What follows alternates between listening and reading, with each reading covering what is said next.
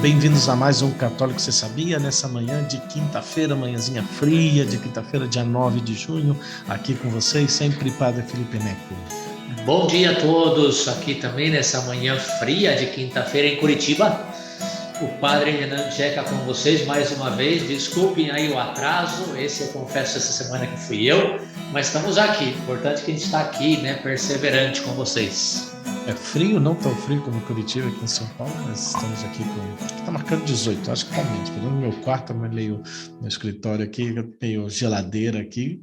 Deve estar pelo menos uns 2, 3 graus a menos. Mas tá bom para usar um suéterzinho, ficar aqui quentinho. Ontem tomei uma térmica inteira de chimarrão. Nossa, Daqui a pouco eu vou fazer lá o meu lá. Mas eu tomo aqui outras estamos aqui novamente coisas. com vocês. Eu, para esquentar, eu tomo outras coisas, né? Tá bom, tá bom. Só não pode tomar e dirigir depois, só depois sua aí, você aí, eu aí que você... Não, não, a gente é consciente no trânsito. Se Muito beber, bem. não dirija, né? Isso aí. Muito bem, mas então, vamos lá. O meu vai ser bem rapidinho aqui, meu entretenimento santificante, porque a semana foi bem tranquila, né? Acho que deu tranquilo. Tivemos bastante coisa, mas muito tempo foi condensado tudo isso, né? Pois aí E tivemos a gravação da... a gente fez quase o mesmo, né? Foi o Family Day, o casamento. Foi ser, praticamente foi isso, terça-feira que eu estava na convivência, né? Nós estávamos na convivência vocacional, na convivência de padres, então eu estou meio distraído hoje aqui. Pela convivência de padres da geração, tivemos aí desde segunda até sexta-feira, na convivência da geração de 6 a 10 anos de ordenado. Eu tenho 6, em dezembro eu vou cumprir 7 anos de ordenado. Aí éramos mais ou menos 11 padres, contando o diretor territorial, meu secretário territorial, que estavam aqui presentes, mas não é a geração do DT, mas não é a geração do... Acho que o DT é o último ano dele, acho que é de 2012, 13, eu não lembro. O diretor territorial e o secretário territorial, o padre Lázaro, que teve levando, então ele não conseguiu participar a tempo completo, outros padres também foram e viram. Éramos mais ou menos 11, mais 8, 9 que éramos mais a tempo completo. Foi uma bonita oportunidade também de compartilhar, de conviver, de descansar, de ter um pouquinho de formação. Foram 2 palestras de formação, mais ou menos, sobre a vida religiosa. Então foi interessante ter esses dias aí. Isso foi toda semana, nós gravamos na terça, na quarta, né? Então já estávamos já nessa convivência. Aproveitei amanhã cedo para poder fazer a gravação e já continuar as atividades. E aí na sexta-feira fui para Curitiba, aproveitei o padre Sérgio, que é o reitor da Apostólica aí em Curitiba, que estava por aqui, peguei a carona com ele, fui de carro para Curitiba com ele, dirigi aí praticamente tudo, às 5 horas, desde Itapecerica até Curitiba, chegamos quase meia-noite já. E já o outro dia, pois foi já o Family Day. Então aí tivemos a oportunidade de estar em Curitiba, nesse encontro de famílias.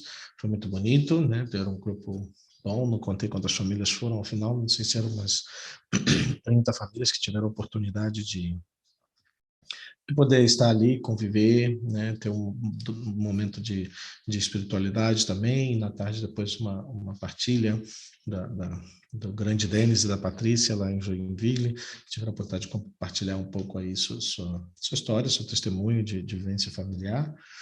Depois, no domingo, tivemos a alegria de concelebrar aqui com o padre Renan o casamento do Hamilton e da Sâmia pela tarde. Pela manhã eu fui confessar na paróquia São Grato, estive lá confessando, eu avisei as pessoas que estaria por aí para a confissão, então estava bastante cheia a igreja, né? Muitíssimas crianças, foi bem bonito também encontrar muita gente que também não pôde ir no Family Day, encontrá-los ali para matar as saudades ali com um abraço, pelo menos. Muita gente não consegui cumprimentar, porque já entrei começando a missa, e depois ainda demorei uma meia hora, quase uma hora de confissão depois da missa. Então muita gente já não conseguiu esperar, já foram embora, já era tarde, foi sair de lá quase uma hora para voltar para o seminário para almoçar. E aí já na tardezinha foi o casamento, o matrimônio, e depois já segunda-feira cedo já voltei já para Curitiba. E aqui, pois já o dia ordinário de vida comunitária na segunda, e esses dias aqui meio, um pouquinho mais corridos de organização, das coisas ficaram meio pendentes do final de semana. E aqui, pois já estamos já novamente com vocês. Que alegria. E o Padre Renan, pois, parecido, não sei o que extra fez. Praticamente o mesmo, né? Porque eu tive também, bom, final de semana eu estive quinta, sexta, né, preparando o Family Day. Estive um pouquinho nos bastidores com a questão da alimentação, da organização, das famílias que iriam aqui ajudar, até que chegou, né, o dia do sábado. Sábado, então, eu estive ali no Family Day, eu dei uma formação, eu tive a missa junto com o Padre Felipe, com o Celebrei. Depois tive uma formação que eu falei sobre o propósito de vida, né? Para que estamos aqui? Qual é o objetivo da minha vida? Qual é o propósito da minha vida? Qual que é a meta da minha vida, né? Para a gente conseguir crescer. E foi muito interessante, né? Coloquei vários exemplos aí de pessoas que aparentemente estão felizes e que fazem felizes os outros, mas que no fundo estão vazios porque não tem aquela felicidade profunda que é a que nos satisfaz realmente, que é, no fundo, estar com Deus, né? Foi um momento ali de partilha, de espiritualidade, foi um momento bonito. Depois disso, depois do Family Day, voltei para casa, claro, foi um pouquinho de descanso ali com a comunidade também, mas no sábado, mas já no domingo, no sábado eu também acompanhei as famílias dos seminaristas que estavam por aqui. Então, tivemos partilhando ali, como sempre, nas visitas familiares, um momento de partilha muito bonito. E depois, no domingo, tivemos o casamento, como o Padre Felipe disse, né? Um casamento pentecostal. Celebramos Pentecostes e, junto à missa de Pentecostes, foi a celebração de um casamento, né? Foi muito bonito estar ali com essa família. Enfim, tivemos o jantar depois, muito familiar, muito bonito.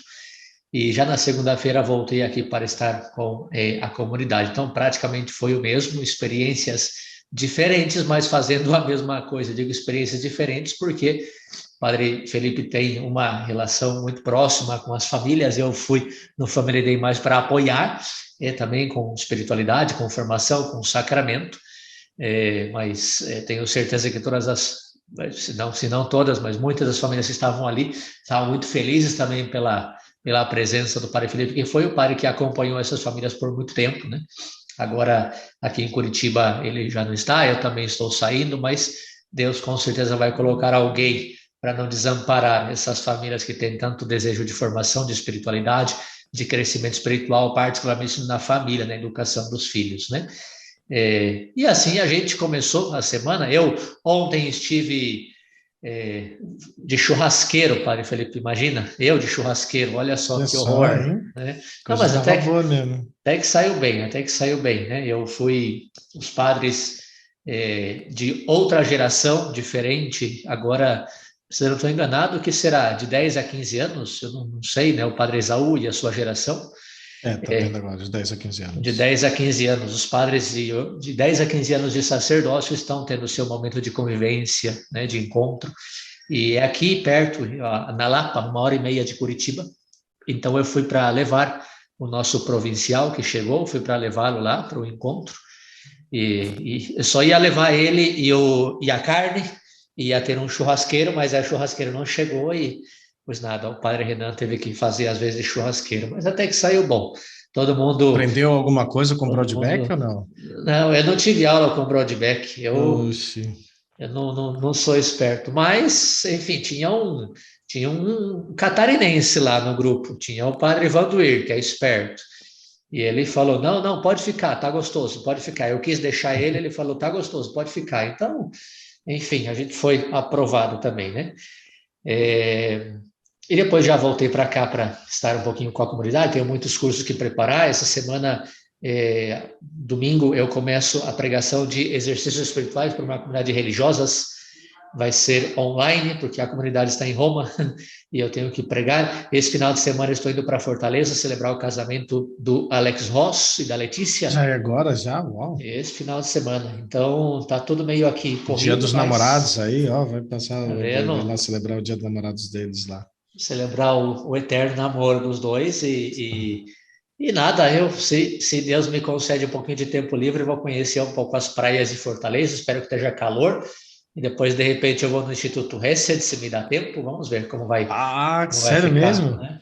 Se me dá tempo, sim, gostaria de ir. Eu até falei com uma É irmã Recife? lá, Não, é Fortaleza, né? Fortaleza, Fortaleza. Fortaleza, Não, que não legal. sei se vai dar Poxa, tempo, né?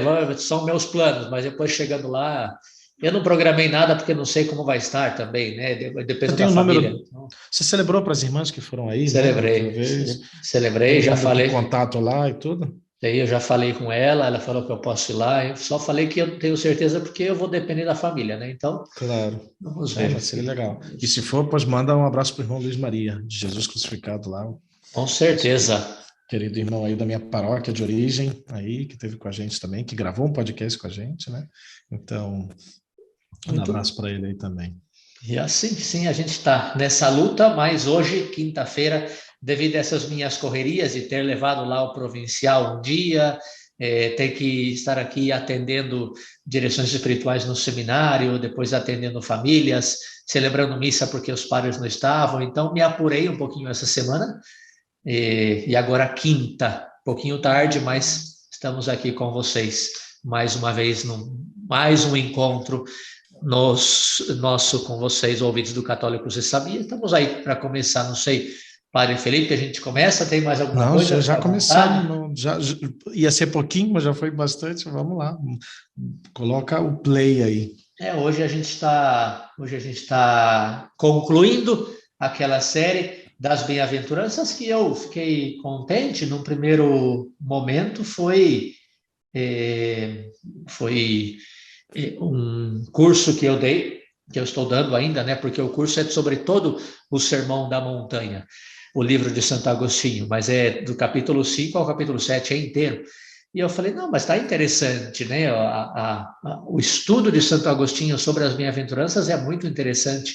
E depois, no livro, que eu recomendo você ouvinte a ler e a meditar, é que no livro de Santo Agostinho, o Sermão da Montanha, quando começa lá, sal da terra e luz do mundo, ou seja, depois das bem-aventuranças, a continuação do sermão, Santo Agostinho vai concretizando as bem-aventuranças. Então, quando fala, por exemplo, ouvistes o que foi dito, não matarás, eu, porém, vos digo, aquele que se encolerizar com seu irmão, etc, etc, etc. No fundo, Santo Agostinho conclui essa parte do amor, da caridade, né, o mandamento de não matar, que vai muito mais além de não matar. E ele fala, inclusive, de não ficar nervoso. Não ficar nervoso. Imagina não ficar nervoso. Olha só, o quinto mandamento, não ficar nervoso. Santo Agostinho fala isso. E fala que estamos concretizando a bem-aventurança primeira, da humildade, da pobreza de espírito, do estar vazio de nosso orgulho, de nós mesmos, para poder servir a Deus e aos demais. Então, é muito bonito, mas eu, né, quis simplesmente fazer essa série das bem-aventuranças. Nós já falamos sobre a primeira, bem-aventurados pobres em espírito. Falamos que significa desinflar, né, estar vazios do orgulho. Falamos bem-aventurados os mansos, que significa aqueles que não oferecem resistência diante da vontade de Deus, que são bondosos, etc., né? Depois falamos sobre os que choram, que são os enlutados, os que morreram para esse mundo para viver para Deus. Quarta bem-aventurança é bem-aventurados que têm fome e sede de justiça. Nós também falamos, seguindo Santo Agostinho, que é a fome e sede de Deus, porque Deus é o justo e que é saciado com os sacramentos. Eu estou escutando de fundo aí, é muito bonito, os passarinhos cantando, você vê que estamos terminando o inverno. Eu não sei, eu estou Escuta escutando aqui mesmo? um canto de passarinho e tal. Olha que bonito. O Pareneco vive ali num paraíso, tá cheio de passarinho por aí, né? Não, mas tá bom, É é que eu tô com bonito. fone de ouvido, eu mesmo tô escutando. Você vê que o microfone tá pegando tudo. É bonito, é bonito. Isso é a contemplação de Deus. Hoje vamos entrar na quinta, não, perdão, nós já entramos na bem-aventurança também sobre os puros de coração, né? Já falamos também sobre não, perdão, hoje vamos entrar na bem-aventurança, a quinta bem-aventurança, a quinta, a sexta e sétima. A quinta bem-aventurança, bem-aventurados misericordiosos, sexta, bem-aventurados os puros de coração, E sétima e última, bem-aventurados os pacíficos, ou os construtores da paz. A gente vai falar sobre isso. E finalmente vamos concluir com a oitava, que Santo Agostinho tira. Para ele são 7, porque 7 é o número da perfeição. E depois coloca a oitava como conclusão de todas as outras, né? Vamos então seguir esse esquema de Santo Agostinho. Bem-aventurados os misericordiosos, porque alcançarão misericórdia. Santo Agostinho diz que quem socorre os miseráveis serão livrados da miséria. Por isso, de novo, essa bem-aventurança nos remete à virtude da esperança. Quantos de nós já fizemos essa experiência de, ao ser generosos quando algo nos custa ou quando realmente não podemos, e mesmo assim entregamos, ajudamos, ao final Deus vem ao nosso encontro e nos dá mais. Por isso o Senhor nunca se deixa ganhar em generosidade. Normalmente a palavra misericórdia vem traduzido como hesed, que quer dizer misericórdia no sentido de querer compartilhar no mais profundo do nosso ser tudo o que somos incondicionalmente. Em latim, a palavra vem composta de miser, miserável, pobre, e corda, que significa coração. Portanto, o misericordioso é aquele que tem um coração pobre, um coração vazio de si mesmo, para se abrir ao outro. Bem-aventurados os misericordiosos, porque alcançaram misericórdia, são aqueles que se esvaziam de si mesmo para servir aos outros. Esses também serão servidos. No Antigo Testamento, a palavra só tem aplicação a Deus. Deus que perdoa, a palavra misericórdia.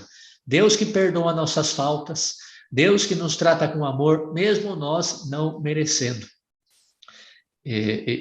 Depois é Jesus quem nos convida, né, a tomar esse conceito aplicado a Deus para que também nós possamos ser misericordiosos como o Pai é misericordioso.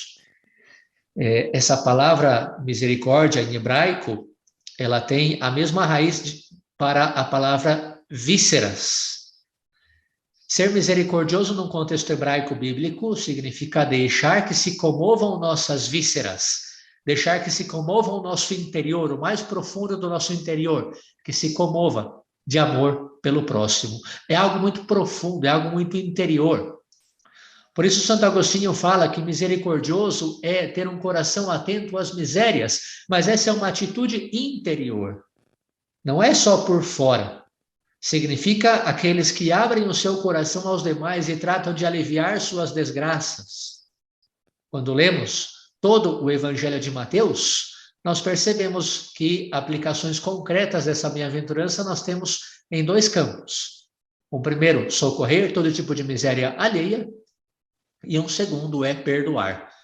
Mas nós só poderemos fazer isso se primeiro nos sentimos amados, se primeiro experimentamos a misericórdia.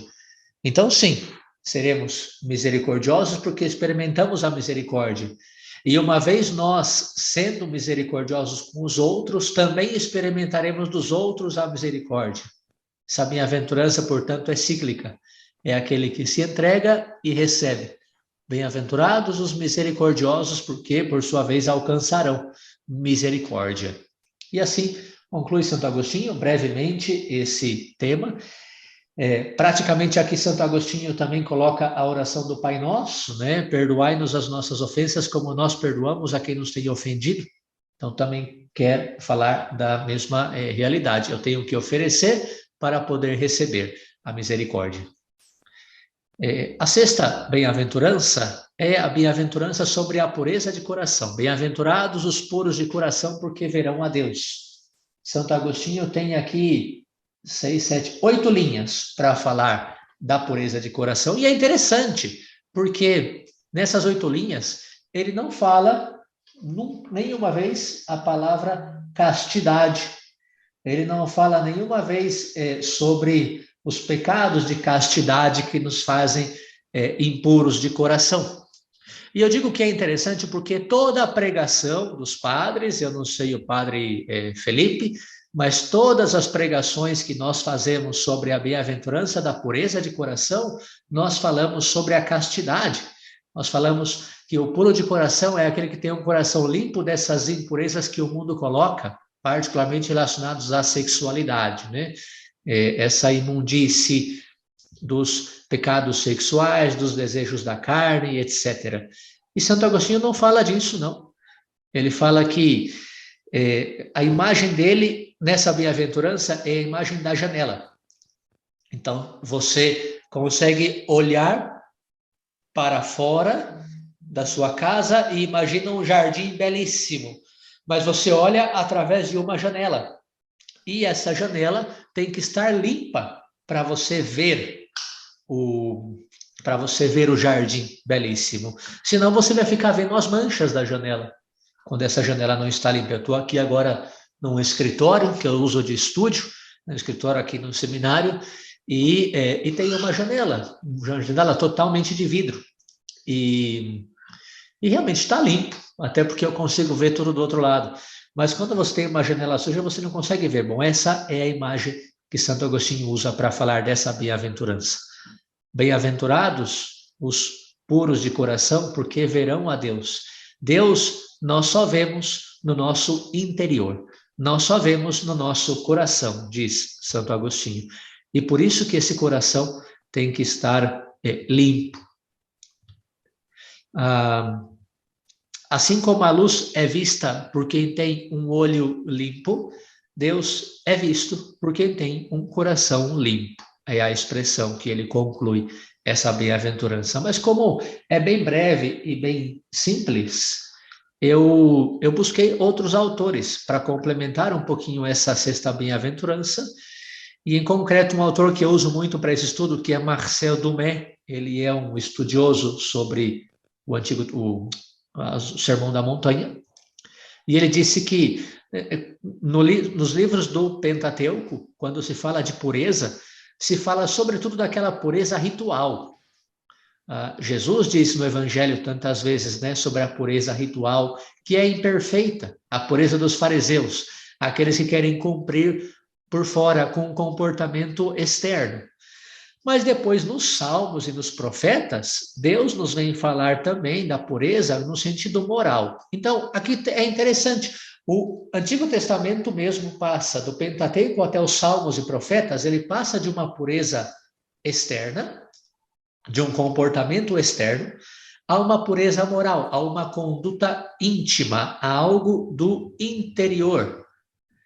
O limpo de coração do Salmo designa a pessoa que está diante de Deus com retidão e integridade, aquele que não tem um coração dividido entre Deus e as coisas do mundo. De fato, veremos nos capítulos seguintes de São Mateus como ele critica, o evangelista Jesus também critica aquela pureza meramente ritual exterior, né? Porque os fariseus se preocupam muito pelas coisas exteriores, limpar o copo, o prato, etc., limpar as mãos, e depois se esquecem do interior. São as pessoas que estão, os puros de coração, no Salmo, nos Profetas, são as pessoas que estão isentas de malícia e perversidade. São as pessoas que buscam o bem, são retas e leais com Deus e com o próximo.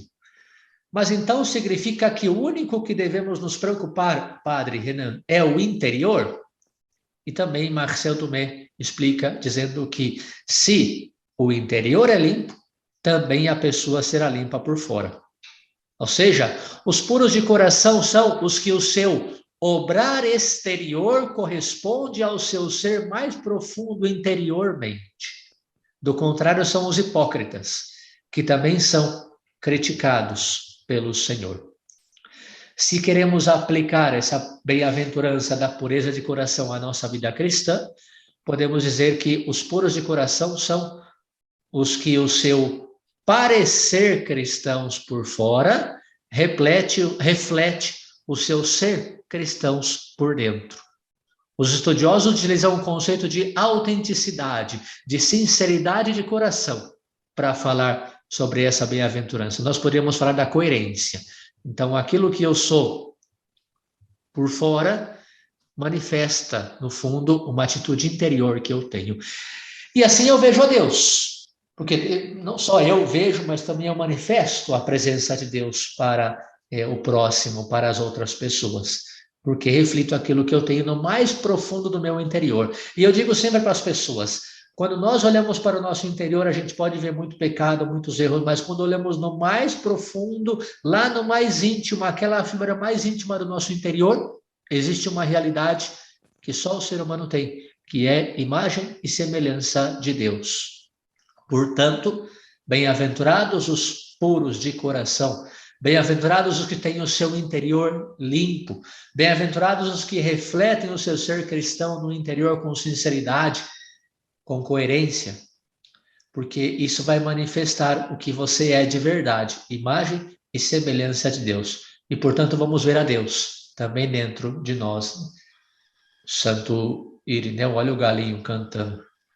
Tá aí já, metade, vamos na metade.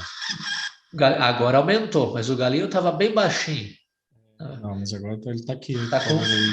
Apareceu. Tá com frio, creio. Deu pau, tá com frio o galinho, tá com frio. Mas beleza, metade, aí vamos, tem tempo aí. Eu agora não vou saber, o padre que tem acesso aí ao Google, um pouco mais fácil que eu, me parece que é Irineu, Santo Irineu, que fala que a glória de Deus é o homem vivente, mas eu não, talvez eu esteja errado. Que santo que falou isso? Mas a glória de Deus é o homem vivente, ou seja, a vida do homem deve ser uma manifestação da presença de Deus.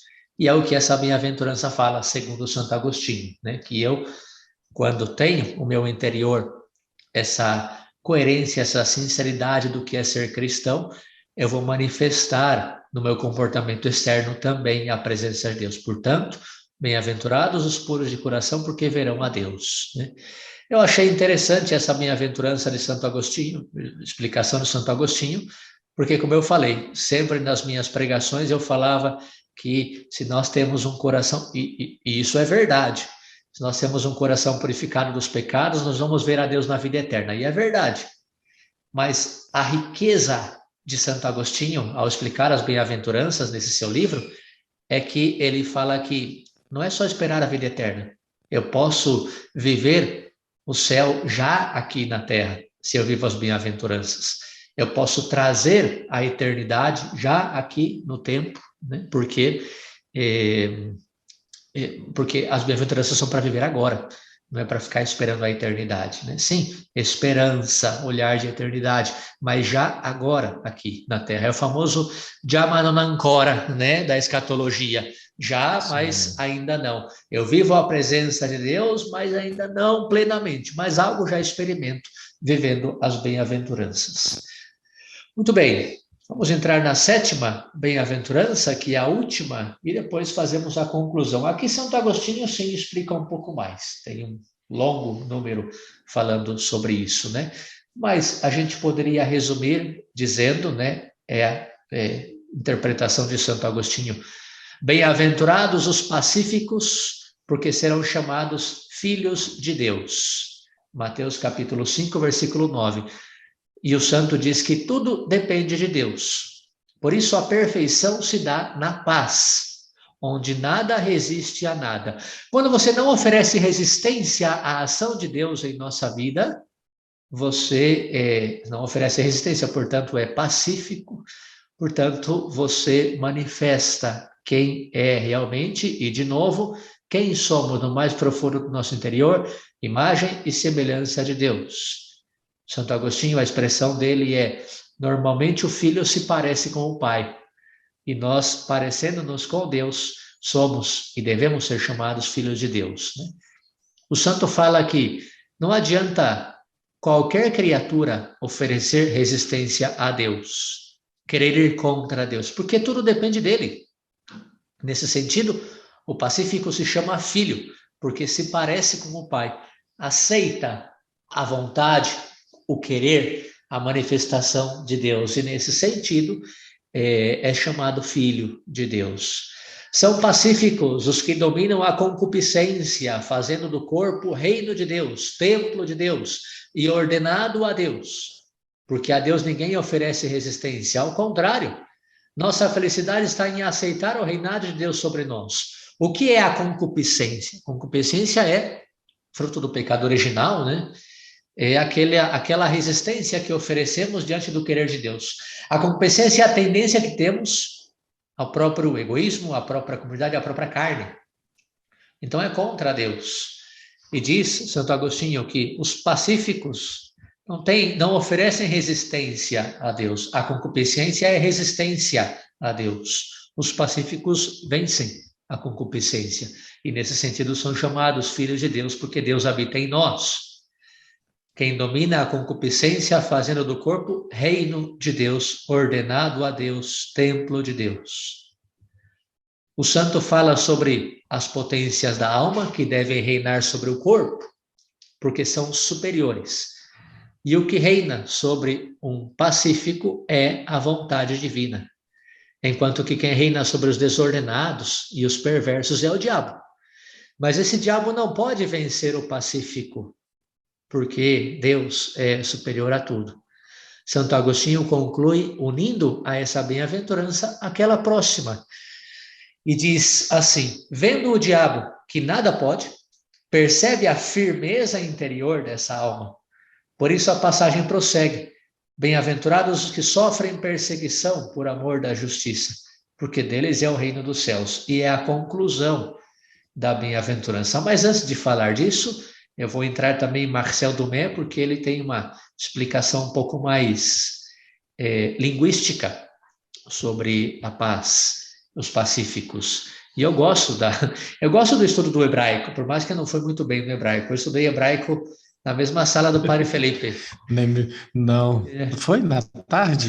Foi na tarde. E dava uma raiva. Eu lembrava que você estava lá. Dava uma raiva porque eu me matava de estudar, decorava tudo e tal, e eu tirei uma nota mais ou menos baixa, né? Não reprovei, mas não tirei uma nota alta, e o Padre Felipe tirou uma nota mais alta do que eu, e eu falei, pô, o cara não estuda e tira nota alta, e eu que mato de estudar. Não, opa, tirei nota baixa. Vou fazer um parênteses aqui que eu vou me defender, na verdade.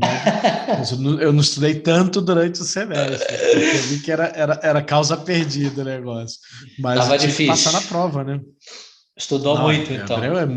O hebreu é muito difícil, então eu tive que... Não, foi como línguas, né? Foi um pouco memotécnica, né? Memorização do que mais ou menos sabia que era para a prova, porque ele já tinha falado como ia ser um pouco a prova, e depois foi estudar até 2 e 3 da manhã, em 2 dias e meio. Não, eu não fazia isso. Eu não fazia isso, não. 2 da manhã eu estava dormindo. Não, aquele dia foi punk. Aquele dia eu tive que passar até as 3 da manhã, tive prova. Aí tive 1 dia e meio, creio, na prova, acho que foi de manhã. Tive todo aquele dia, depois outro dia inteiro. E aí esse último dia eu fiquei até 3 da manhã, creio, acordei, a prova era cedo, era 8 da manhã, e já recebi a prova e já fiz a prova. Já. Não tomei nem café naquele dia, creio. Aí foi melhor do que eu. Não me lembro a nota do Padre Felipe, mas foi maior do que a minha. Foi 8 e pouco. 8 e pouco, eu tirei 7. 8,2, 8,5.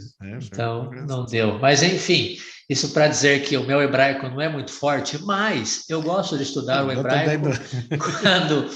Eu gosto de estudar palavras que depois têm um significado, né? E também grego. Grego, na verdade, eu gosto mais, né? E o grego eu vou bem. E o Novo Testamento, ele está escrito em grego. Então, certamente eu expliquei a bem-aventurança da misericórdia utilizando o hebraico, sobretudo o Hesed, mas agora, para falar sobre a paz, eu quero usar o grego, porque Marcel Dumais utiliza em grego, o Evangelho foi escrito em grego, né? E a palavra em grego, que nós traduzimos aqui, Santo Agostinho, em latim, traduziu como pacífico, bem-aventurados os pacíficos, porque serão chamados filhos de Deus. A palavra em grego é eirenopoioi. Eirenopoioi, que é eirene. Que palavrão. Tá vendo? É eirene, que significa paz, e poieo, que o Padre Felipe sabe, mas eu vou falar. Poieo significa fazer. Fazer no sentido... eu ia falar, justo. Exatamente. Fazer no sentido de construir, né?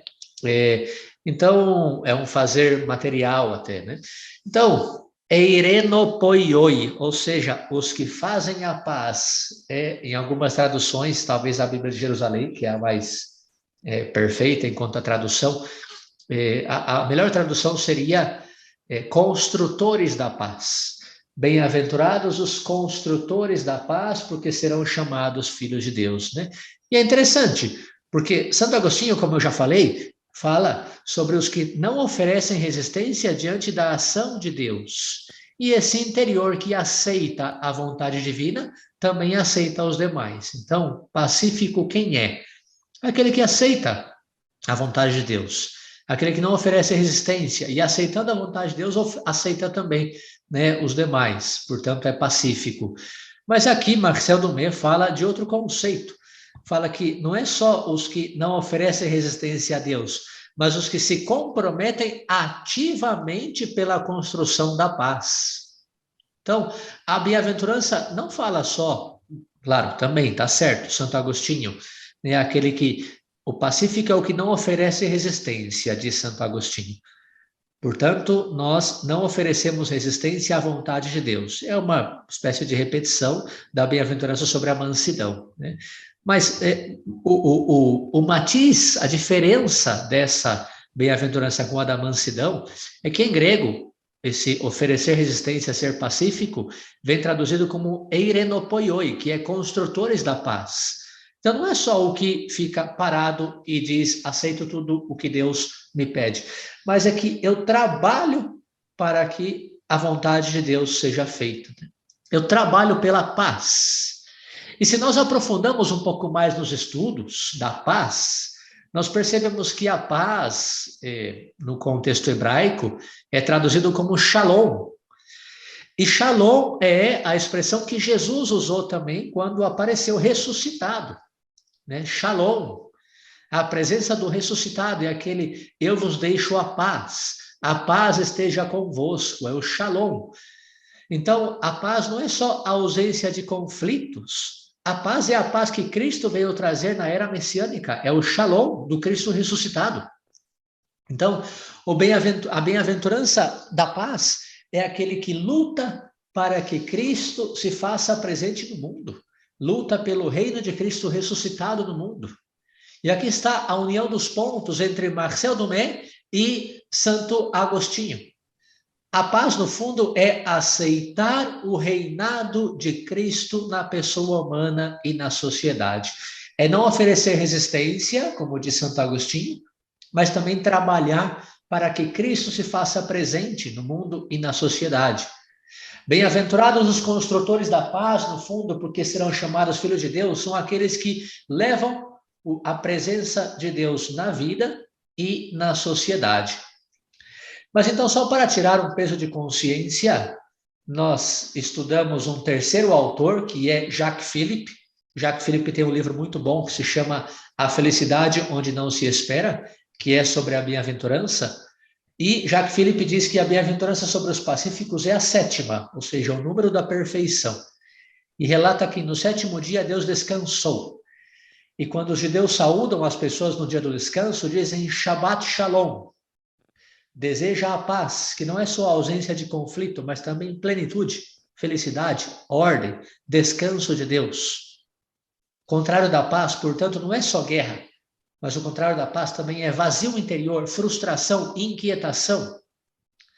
A posição dessa bem-aventurança mostra que a pessoa que alcança é porque alcançou todas as outras. E aí vem a conclusão das bem-aventuranças. Então, vamos lá. Hoje fizemos rapidamente bem-aventurados os misericordiosos porque alcançarão misericórdia. São aqueles que... Padre, vou interromper aqui, acho que estava olhando, acho que aqui da última vez você já falou sobre os misericordiosos, mas tudo bem, foi repetir. Olha, para ficar mais fixado. É que eu tinha em mente que faltavam 3, aí eu não sabia se era sexta, sétima e oitava ou se era quinta, sexta e sétima, mas então era sexta, sétima e oitava. Vamos lá. Vai lá, deu então, para seguir aí. Quer dizer que se você não é misericordioso, ouvinte do católico, foi para reforçar, reforçar a misericórdia em nós. Aí. Precisando. Então, misericordiosos, nós vivemos a misericórdia para depois transmitir, né? E transmitimos para depois receber também, porque é um ciclo. Santo Agostinho fala disso. Bem-aventurados os puros de coração, é como aquela janela da alma, que nós podemos ver a Deus porque somos imagem e semelhança dele, quando temos o nosso coração livre de todas as impurezas deste mundo. Bem-aventurados os construtores da paz, são aqueles que não oferecem resistência a Deus, mas ao mesmo tempo lutam para que esse Deus se faça presente no mundo, levar a presença de Deus no mundo. E aí vem a conclusão, e é uma conclusão bonita, porque nós falamos até agora sobre 7 bem-aventuranças. E temos um total de 8 sentenças, mas Santo Agostinho fala que 7 são destinadas a todas as pessoas presentes. Presentes ou ausentes, desculpa. Bem-aventurados os misericordiosos, porque eles alcançarão misericórdia. Então, Jesus está falando para todo mundo. Agora, a última bem-aventurança é destinada só aos que estão presentes. Porque ele fala, bem-aventurados sereis vós, né? Quando vos perseguirem e disserem todo tipo de mal contra vós, por causa de mim e do Evangelho. Alegrai-vos e exultai, porque a vossa recompensa será grande, né? No fundo, porque recebereis o reino dos céus. E a conclusão de Santo Agostinho, falando disso, que essa última é destinada só aos presentes, é que é como um resumo de todas as outras. Então, vamos concluir o nosso tema de hoje fazendo um repasso e um resumo do que Santo Agostinho falou sobre as bem-aventuranças, né? Começa pela humildade, pelos não inflados, pelos que aceitam a soberania de Deus, pelos pobres em espírito. Depois vem a mansidão, que é repetição, aquilo que aceita a vontade de Deus na própria vida. O terceiro grau, Santo Agostinho chama de graus, né? O terceiro grau, nós vemos os pecados e vícios que nos aprisionam e choramos quando deixamos de lado esse mundo que nos aprisiona para viver para Deus. Mas somos bem-aventurados quando choramos. No quarto grau, temos um esforço do Espírito por livrar-nos das coisas agradáveis deste mundo. Depois, no quinto grau, recebemos uma graça de Deus para deixar nossas misérias e ser misericordiosos para ajudar os outros. No sexto grau, falamos hoje a pureza de coração, que nos permite contemplar a Deus. E, finalmente, o sétimo grau é a sabedoria mesma, contemplando a Deus, que nos dá a paz, e somos chamados filhos de Deus. E essa oitava e última bem-aventurança, Santo Agostinho fala da perfeição. Perfeito significa per factum, é feito por inteiro. Não tem nada que divide, não tem nada que falta, não tem nenhuma fissura, não tem nenhuma rachadura. Ele é perfeito, ele é completo. Ou seja, quando chegamos a essa oitava bem-aventurança, Santo Agostinho fala, é porque já vivemos todas as outras. Nesse sentido, já não sou eu quem vivo, é Cristo quem vive em mim. Quem me separará do amor de Cristo? E a conclusão de Santo Agostinho é essa. As 7 bem-aventuranças aperfeiçoam o homem. A oitava ilustra e manifesta o que já é perfeito. Para você, ouvinte do Católico, você sabia? Sem dúvida, temos aí 3 episódios vendo essa série e esse livro de Santo Agostinho sobre as bem-aventuranças. Tomara que nos ajude no nosso crescimento espiritual. Se trata, como dizia Santo Agostinho lá no início, do modelo perfeito de vida cristã. Aquele que quer ser verdadeiramente cristão, o caminho é as bem-aventuranças. É um caminho de trazer o céu aqui na terra, é um caminho de viver já a eternidade aqui neste mundo, desprendendo-nos de tudo aquilo que nos impede de estar com Deus, para poder viver e manifestar a presença de Deus em nossas vidas. Então, fica também o nosso compromisso, o nosso empenho, né? Talvez a gente precise voltar sobre os episódios anteriores para meditação, para estudo, para reflexão.